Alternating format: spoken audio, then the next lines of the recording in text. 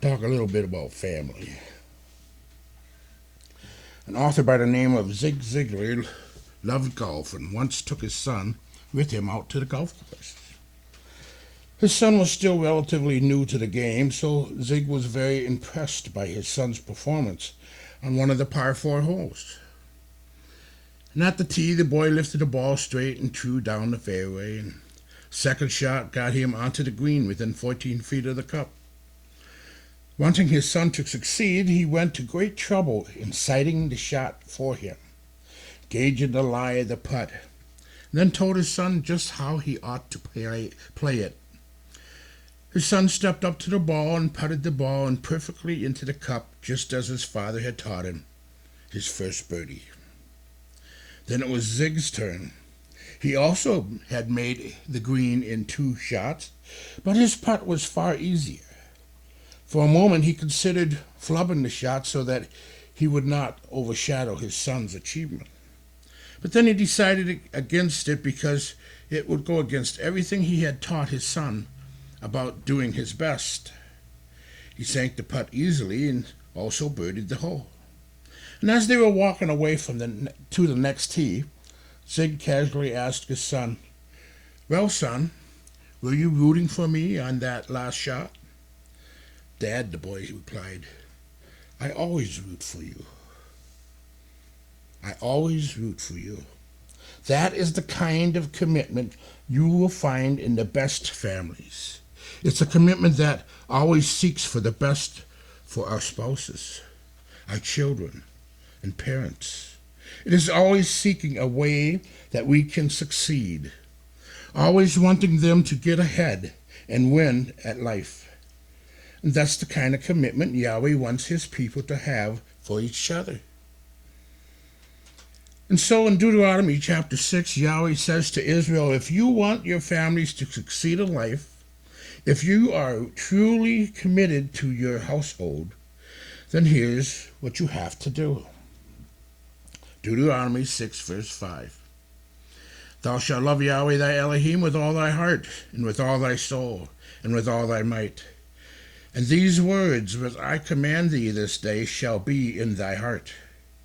And thou shalt teach them diligently unto thy children, and shalt talk of them when you sit in your house, and when you walk by the way, and when you lie down, and when you rise up. And you shall bind them for a sign upon thy hand. They shall be as frontlets between thy eyes. And you shall write them upon the posts of thy house, and on thy gates. And it shall be, when Yahweh thy Elohim shall have brought you into the land which he swore unto thy fathers, to Abraham, to Isaac, and to Jacob, to give thee great and goodly cities, which you didn't build, and houses full of good things, which you didn't fill, no wells digged, which you didn't dig, or vineyards and olive trees, which you didn't plant. When you shall have eaten and be full, then beware, lest you forget Yahweh, which brought you out of the land of Egypt, from the house of bondage.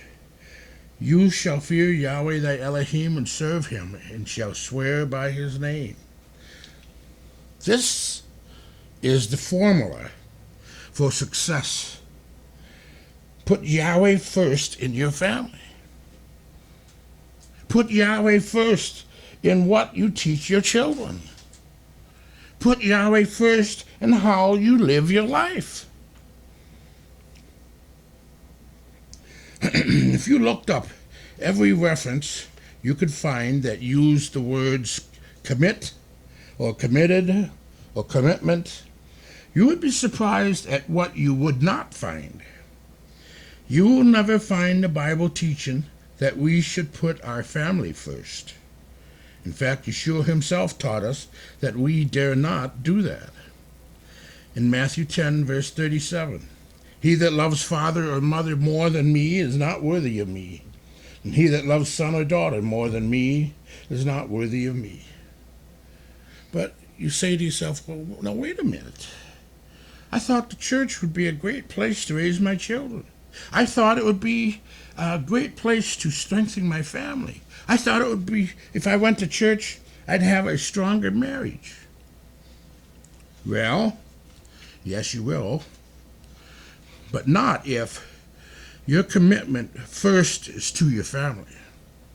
You will have the kind of family you want only if your commitment goes to Yahweh first.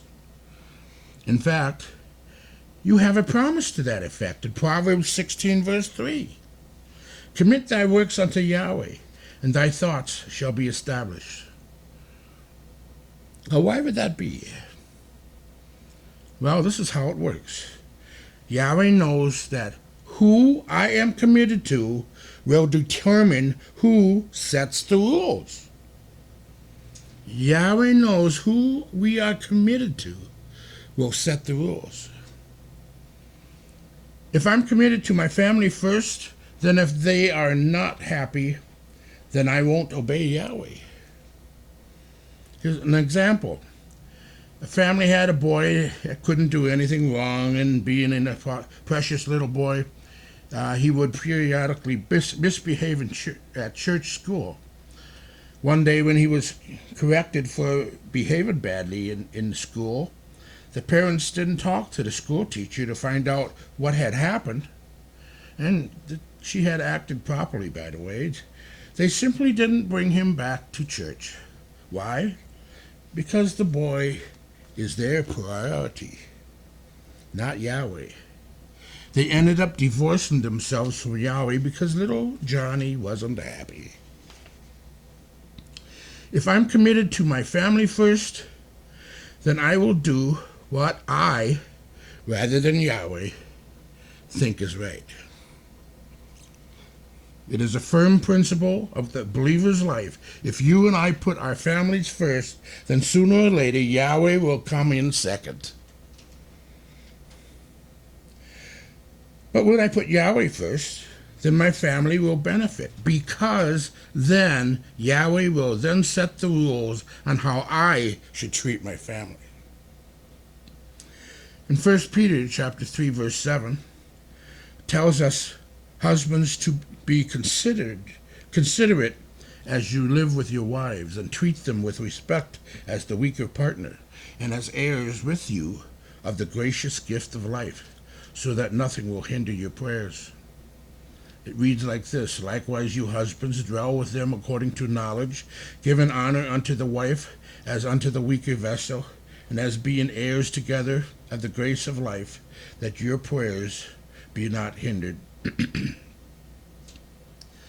What Yahweh is saying is that if we husbands mistreat our wives, He will not listen to us. He will not hear us praying. In Ephesians 5, verse 33, husbands are told we must love his wife as he loves himself, and the wife must respect her husband.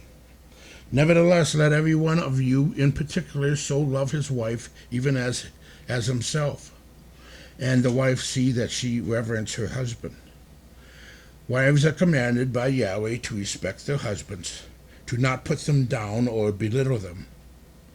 In Ephesians chapter 6, children, obey your parents in Yahweh, for this is right. Honor thy father and mother, which is the first commandment with promise, that it may be well with thee, and thou mayest live long on the earth. Now, this isn't the same kind of thinking that Bill Cosby displayed when he threatened his kids, I brought you into this world, I could take you out. This is Yahweh telling our kids that if they want to survive in this world, they need to learn to honor their parents. If they don't, they will suffer and live lives that won't be what they have hoped for. And fathers are told, do not exasperate your children. Instead, bring them up in the training and instruction of Yahweh. Ephesians chapter 6. And you fathers, provoke not your children to wrath, but bring them up in the nurture and admonition of Yahweh. Notice, all these are commands from Yahweh. We may not always want to do these things, But even if we don't want to do them, if Yahweh is our first priority, if we are committed to pleasing Yahweh above all else in life, then we will follow them, because this is what Yahweh wants us to do. You see, if I'm totally committed to Yahweh, then I understand that once I become a believer, I signed my entire life over to Him. I don't own anything. I don't own my home, my car, even the clothes on my back. And I don't own my wife. The wife doesn't own her husband or the children. They all belong to Yahweh. And Yahweh tells me that He will hold me accountable for the things that are now His. He holds me accountable for how I treat my wife or discipline my children. They are His, not mine. Now, that's only part of the idea of building our families on the foundation of commitment. Why is that only one part? Because what I have just discussed is my part of this commitment thing. We haven't yet talked about Yahweh's part. Yahweh says in Psalms 37, verse 5, "Commit thy way unto Yahweh, trust also in Him, and He shall bring it to pass. And He shall bring forth thy righteousness as the light, and thy judgment as the noonday." In other words, you put Yahweh first, and Yahweh will put you first. Now, there are people who believe the concept of God helps those who help themselves. This is a false doctrine. It is not biblical. Yahweh has never said that and has never endorsed it. Yahweh does not help those who help themselves. Yahweh helps those who honor Him and put Him first in their life. Did you hear that? Yahweh helps those who honor Him and put Him first in their lives. Now, I don't care if someone is a believer or not. Every parent, every child, every grandparent really wants what's best for their family. Sometimes those who are not believers will do by instinct what Yahweh commands us to do as believers. Perhaps their parents modeled this lifestyle for them. Perhaps they've seen believers who've treated their families biblically and have copied it. Or perhaps they intuitively know that this is the right thing to do. So we all, believers and non-believers alike, try to make sure our families is well provided for. Our children have the best education, the best health care, the best opportunity for a good job when they graduate. We want them to marry well. We want them to raise children and grandchildren that we will be proud of. If it's within our power, we want them to have a financial help that they may need to get ahead, if it's within our power. Many families will do much of what they do within their own power. And by extension, they teach their children to rely upon their own power. One day, a small boy tried to lift a heavy stone, but couldn't budge it. His father's watching him, and finally said, "Are you using all your strength?" "Yes, I am," cried the boy. "No, you're not," cried the father. "You haven't asked me for help." What Yahweh is saying here in Deuteronomy 6 is teach your kids to ask me for help. And you will teach them this by helping them to remember that Yahweh helped you in the past. If you and I make it a constant part of life to remember what Yahweh has done for us in the past, when you have been faced with difficult or obstacles in your lives, we will be more inclined to look to Yahweh for help. When we encounter problems a second and third and fourth time, in life. And if that's true in our lives, then our kids will be more inclined to look to Yahweh when life gets difficult for them. This type of mindset should almost be missionary for us. We should be as consumed with this as we are with any other aspect of life we consider vital to the health of our family. For example, kids are still in grade school and they get ready for bed and mom yells up at them, "Don't forget to brush your teeth." Every night she does this. Then in the morning, before the kids leave for school, she'll shout to them, "Did you remember to brush your teeth?" Every morning and every night, Mom pursues this with a missionary zeal. Why? Because she wants to make sure that her kids have the same teeth they have now until they die. Likewise, we should deliberately pursue teaching our family about Yahweh's power in our lives. Years ago, in Reader's Digest, one young black woman told of how her dad used to teach God's providence to his kids. She said she remembered this story from her youth. Her dad said, "Seems like some of our neighbors expect to be sharecropping forever. But it doesn't have to be that way, now does it? Look at the boy Joseph there in the Bible." She said that her dad then wove the wondrous story about a young man thrown into a dark, slimy pit. Then he said Joseph didn't stay in that hole. Joseph expected to be a leader, not a forgotten young man at the bottom of a pit. And do you know what happened to him?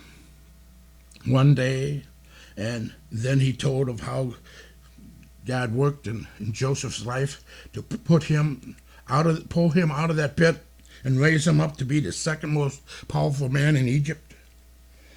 It was such a powerful lesson that she remembered it even when she became an adult. Deuteronomy 6 tells us we need to teach our children and grandchildren with a missionary zeal. It should be an all-consuming passion to get our kids to know that Yahweh is good, to get our kids to know that Yahweh cares, to get our kids to know that Yahweh acts in our lives. If we believe that Yahweh can act in our lives, if we are convinced that Yahweh has acted in our lives, and if we recommitted to putting Yahweh as the central force in our lives, then our kids and grandkids will pick that up. They will learn to trust in our Heavenly Father because they have seen that we have learned to trust in our Father. The story is told of a stuntman who years ago pulled a tightrope across Niagara Falls, and he had announced that he was going to walk across both ways, and a large crowd gathered for the event. He started across the water on that tightrope and made it to the other side, and the crowd applauded. Then he started to walk back. He made it again, and everybody applauded. People who said it couldn't be done suddenly became believers. Then he took a wheelbarrow, and he walked the wheelbarrow across. By this time, everyone was a believer where some had been a scoffer. Then he asked, "Now, before I take the wheelbarrow back once more, and I'm going to ask for a volunteer, who will ride in the wheelbarrow?" The applauded believers suddenly drew back, but one young child came forward and climbed into the wheelbarrow, and as he made his way back and forth across the falls with this young girl in the wheelbarrow, someone in the crowd asked, how could she be so trusting of this man? Another in the crowd responded, "Oh, didn't you know? That's her father." She believed it could be done because she believed in her Father. Likewise, our children should know how much we are willing to trust Yahweh, our Father, because He is our Father. Yahweh bless.